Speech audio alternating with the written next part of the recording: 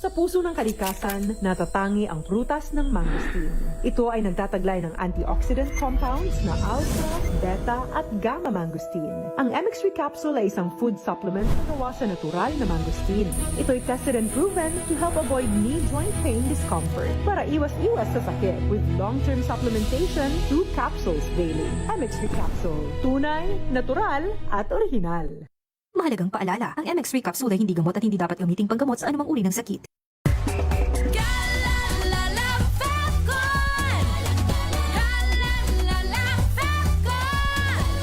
Ang bango ng sampayan, tara na magsayawan! Calafabcon, amoy nakaka-joyful!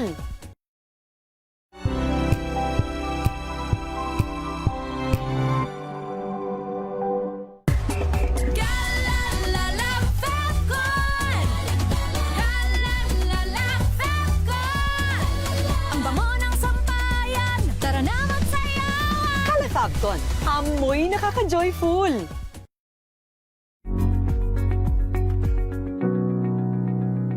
This portion is brought to you by ACS Manufacturing Corporation, ISO certified, maker of world-class quality Pride detergent. Caffeine addiction. Yan ang kondisyon ng madalas kinakaharap ng mga taong mahilig sa kape. Isama mo na rin dyan yung mga mahihilig na magpuyat. Bagamat may magagandang benepisyo ang kape sa atin, maaari rin itong magdulot ng masamang epekto sa ating kalusugan kung masobrahan. Kaya naman marami ang naghahanap ng alternatibo na makapagbibigay ng parehong epekto ng caffeine o yung kaya ring makapagpagising gayang na sa kape. Ayon sa mga eksperto, mansanas o apple ang number 1 dyan. Bagamat walang caffeine, mataas ang sugar content at mayroong sapat na fiber ang mansanas na nakakapagpataas din ng ating energy levels. At kung nangangamba ka naman sa sugar content nito, may sagot din dyan ang mga eksperto. Hindi kasi katulad ng mga inumin na nabibili natin, ang sugar content ng mansanas ay natural. Maiiwasan ito ang pagtaas ng ating blood sugar level o yung tinatawag na blood sugar spike at yung biglaang pagbagsak naman ng ating energy o yung sugar crash na maaaring makuha sa pag-inom ng kape.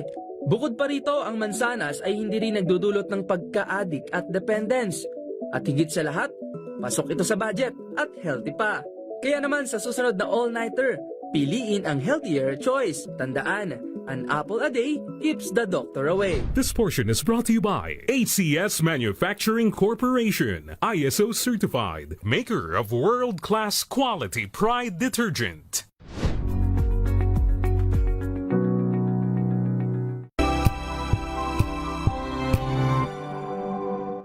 Hello, Washi! Laundry day na naman! Yay! Anong meron? Mancha ng chocolate, Oh. putik, may libag pa! Kaya natin yan! With Pride Washing Machine Detergent, may triple stain-away formula. Tanggal ang makapit, madikit, at madupit na dumit-mancha.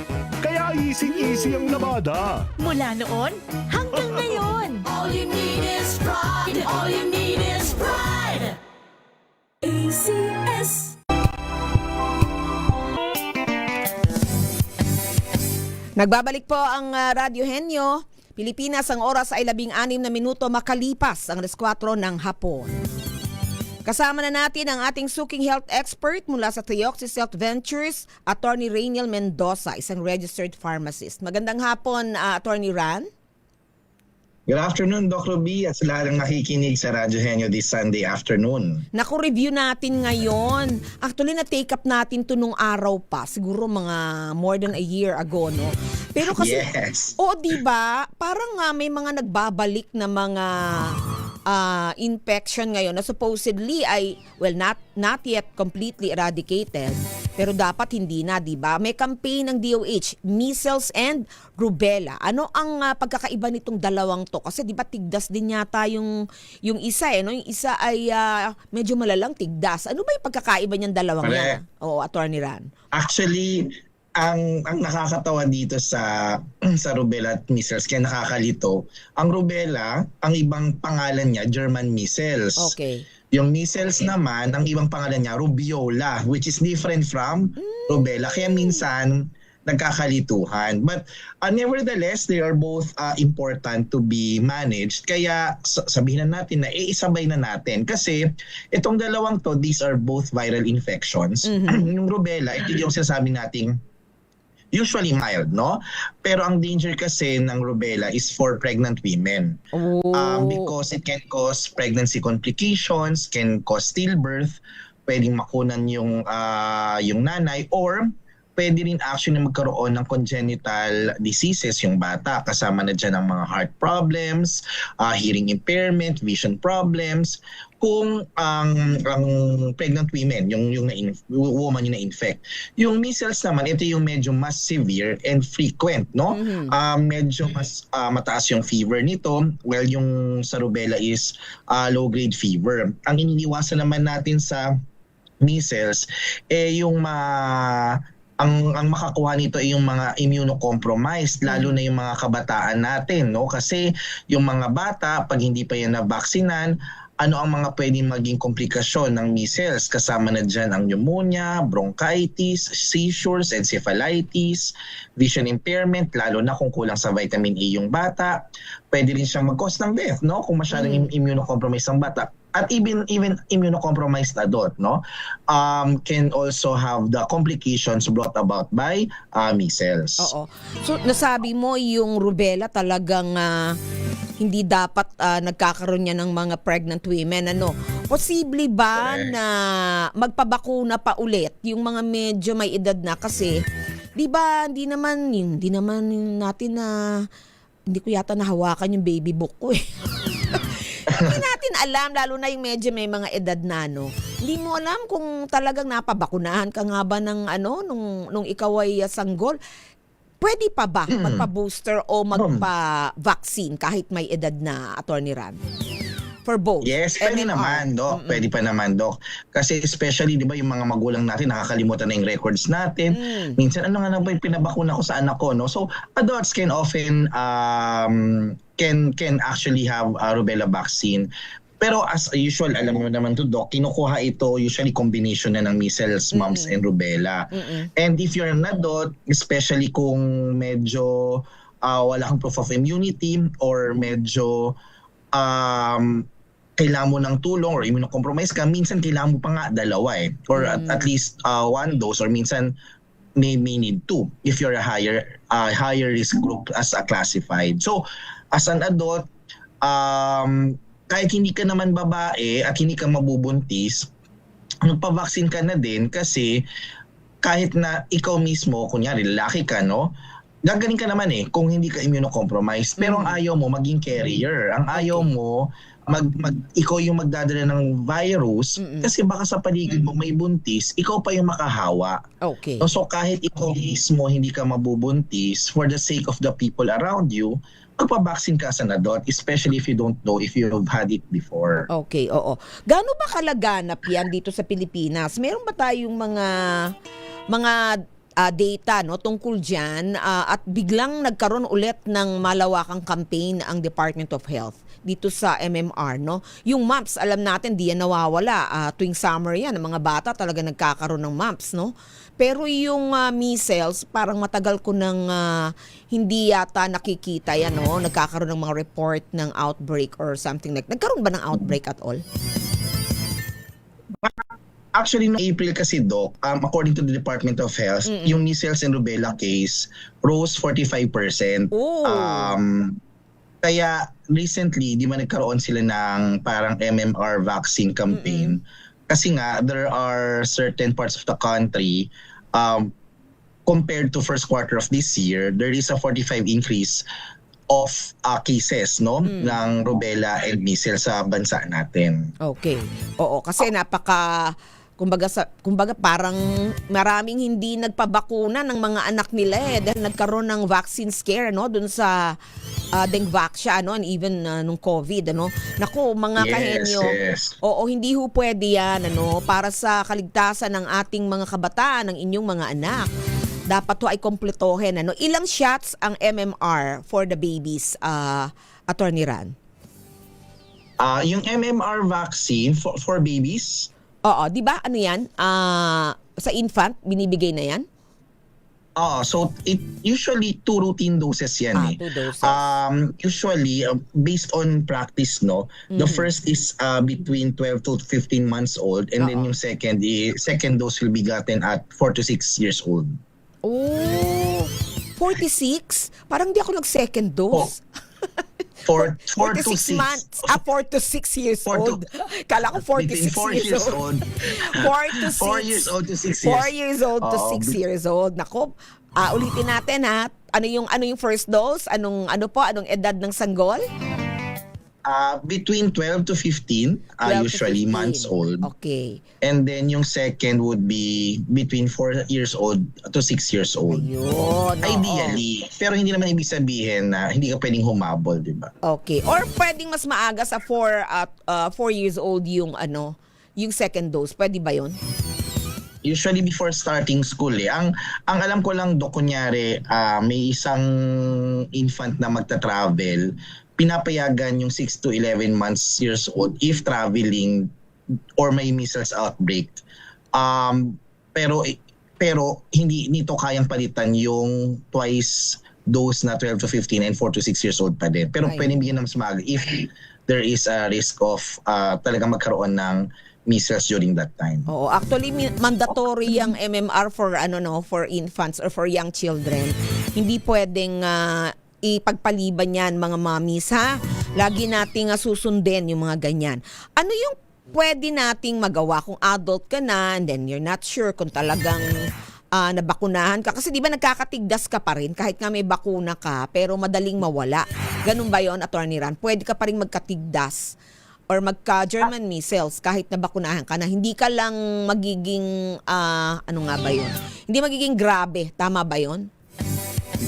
Usually, Doc, kung hindi ka naman immunocompromised, you cannot get it because this gives lifetime immunity eh. Okay. Pero kung immunocompromised ka, may posible na pwede ka magkaroon.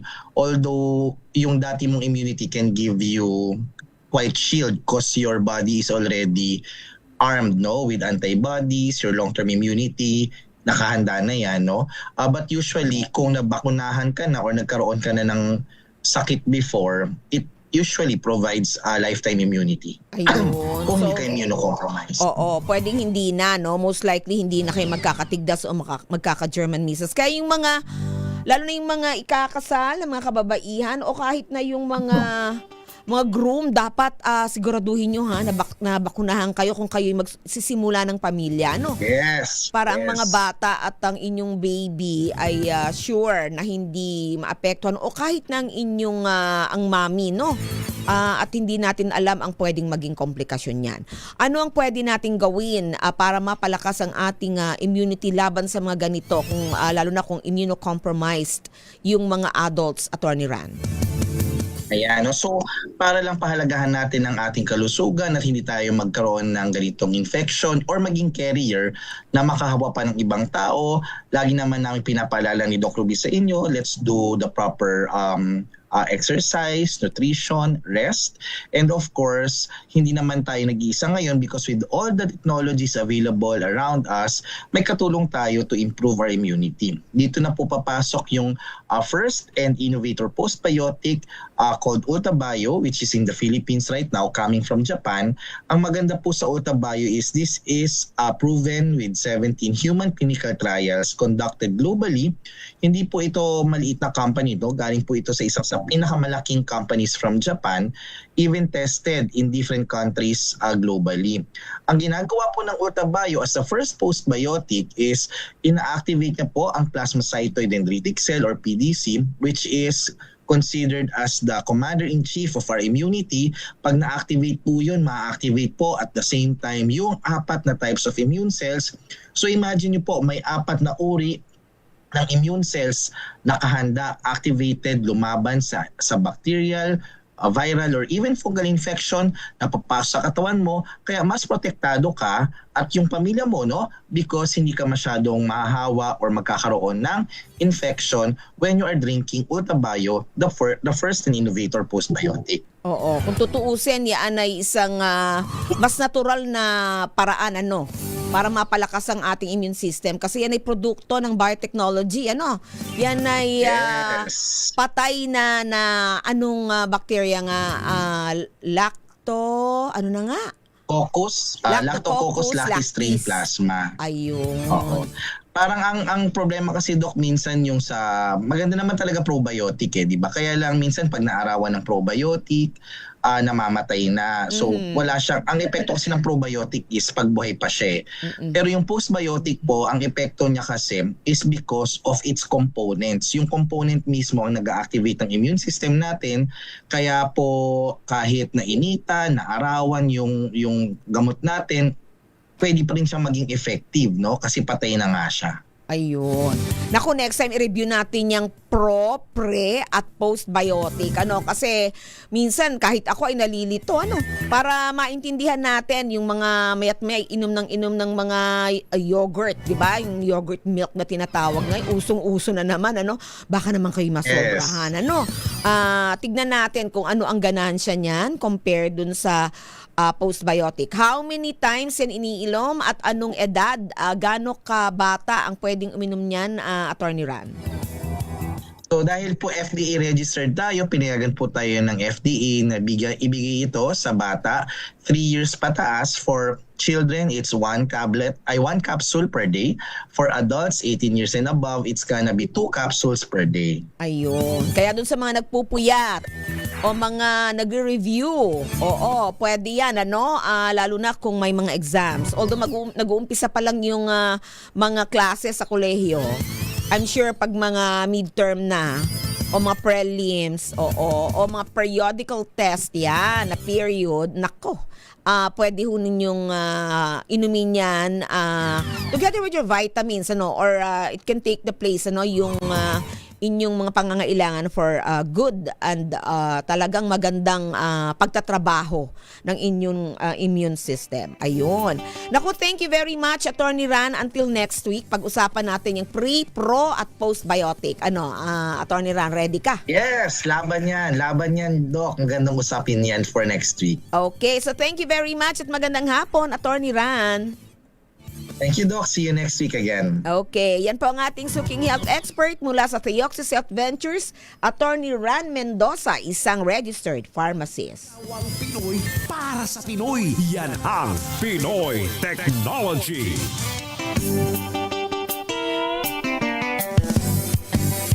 Mga kahenyo, susunod na ang ating kwentuhan kasama ng mga batang genius sa chemistry sa pagbabalik ng Radyo Henyo pagkatapos lamang ng ilang paalala. Pilipinas, ang oras, 4:30 ng hapon.